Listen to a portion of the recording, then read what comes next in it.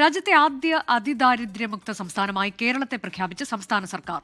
കേരളപ്പിറവി ദിനത്തിൽ പ്രത്യേകം ചേർന്ന നിയമസഭാ സമ്മേളനത്തിലായിരുന്നു പ്രഖ്യാപനം. കേരളം പുതുയുഗ പിറവിയിലാണെന്ന് മുഖ്യമന്ത്രി പറഞ്ഞു.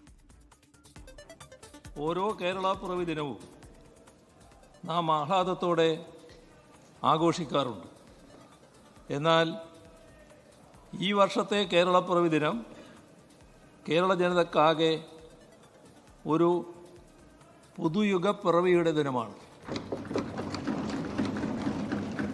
ചരിത്രത്തിൽ ഇടം നേടുന്ന കേരളപ്പിറവിയാണിത്. ഈ സഭയിൽ അംഗമായിരിക്കാൻ കഴിയുന്നു എന്നത് മുഴുവൻ ബഹുമാനപ്പെട്ട അംഗങ്ങൾക്കും അഭിമാനകരമായിരിക്കും എന്നതിൽ എനിക്കുറപ്പുണ്ട്. ഈ സഭയുടെ പൊതുവായ സന്തോഷത്തിൽ പങ്കുചേർന്നുകൊണ്ട് അഭിമാനപൂർവ്വം പ്രഖ്യാപിക്കട്ടെ, കേരളം ഇന്ന് അതിദാരിദ്ര്യമുക്ത സംസ്ഥാനമായി മാറിയിരിക്കുന്നു.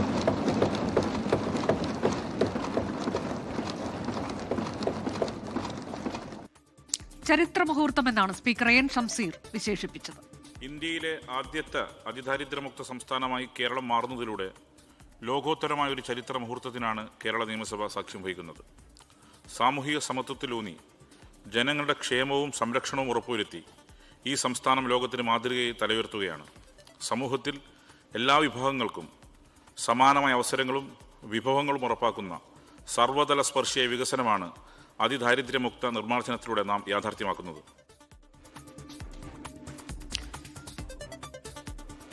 കേരളം അതിദാരിദ്ര്യമുക്ത സംസ്ഥാനമെന്ന പ്രഖ്യാപനത്തെ ചൊല്ലി ഭരണ പ്രതിപക്ഷ വാക്പോര്. പ്രഖ്യാപനം തട്ടിപ്പാണെന്ന് ആരോപിച്ച് പ്രതിപക്ഷം പ്രത്യേക നിയമസഭാ സമ്മേളനം ബഹിഷ്കരിച്ചു. ചട്ടങ്ങൾ ലംഘിച്ച് സഭ ചേർന്ന് സഭയെയും സർക്കാർ അപമാനിക്കുകയാണെന്ന് പ്രതിപക്ഷ നേതാവ് കുറ്റപ്പെടുത്തി. റൂൾ 300 സ്റ്റേറ്റ്മെന്റ് മുഖ്യമന്ത്രിക്ക് അവതരിപ്പിക്കാൻ വേണ്ടി ചട്ടങ്ങൾ ലംഘിച്ച് ഒരു സഭാ സമ്മേളനം കൂടിയാണ്. എന്ത് പ്രസക്തിയാണ് സാറുള്ളത്? മാത്രമല്ല, കേരളം അതീവ ദരിദ്രരഹിത സംസ്ഥാനമാണെന്നുള്ള ശുദ്ധ തട്ടിപ്പാണ് മുഖ്യമന്ത്രി റൂൾ 300 സ്റ്റേറ്റ്മെന്റിലൂടെ കൊടുക്കുന്നത്. അതുകൊണ്ട് ഞങ്ങൾ അതിനോട് കൂട്ടുനിൽക്കാൻ ഞങ്ങളില്ല. ഈ സഭയെ അവഹേളിച്ചുകൊണ്ടാണ് ഇന്ന് ഈ റൂൾ 300 രാവിലെ പത്രത്തിൽ വന്ന പരസ്യം മുഖ്യമന്ത്രി റൂൾ 300 വായിക്കുന്നതിൽ എന്ത് പ്രസക്തിയാണ്? ഞങ്ങൾ അതുകൊണ്ട് ഈ സഭാ നടപടികൾ പൂർണ്ണമായി ബഹിഷ്കരിക്കുന്നു. അതിദരിദ്രരില്ലാത്ത സംസ്ഥാനമായി കേരളത്തെ പ്രഖ്യാപിച്ചതിനെ പ്രതിപക്ഷം ഭയപ്പെടുന്നത് എന്തിനെന്ന് മുഖ്യമന്ത്രി. പ്രഖ്യാപനത്തെ തട്ടിപ്പെന്ന് പറയുന്നത് സ്വന്തം ശീലം കൊണ്ടാണ്, നടപ്പാക്കാൻ കഴിയുന്ന കാര്യമാണ് പറയാറുള്ളതെന്നും മുഖ്യമന്ത്രി പറഞ്ഞു. സർ, ഇതൊന്നും ഒരു രഹസ്യമായ കാര്യമല്ല. എന്തിനാണ് പ്രതിപക്ഷം ഇതിനെ ഭയപ്പെടുന്നതെന്നാണ് ഒരു തരത്തിലും മനസ്സിലാകാത്തത്. പിന്നെ തട്ടിപ്പ് എന്ന് പറയുന്നത് സ്വന്തം ശീലങ്ങൾ എന്ന് പറയുന്നതാണ്. സർ, ഞങ്ങൾ നടപ്പാക്കാവുന്ന കാര്യം എന്താണോ അതേ പറയാറുള്ളൂ. ഈ കേരളത്തിലെ ജനങ്ങൾ ഞങ്ങൾക്ക് നൽകുന്ന അംഗീകാരത്തിൻ്റെ ഏറ്റവും വലിയ അടിസ്ഥാനം എന്താണോ പറഞ്ഞ കാര്യം അത് നടപ്പാക്കുമെന്നുള്ളതുമാണ്. അതാണ് പ്രതിപക്ഷ നേതാവിനുള്ള മറുപടി എന്ന നിലക്ക് എനിക്ക് പറയാനുള്ളത്.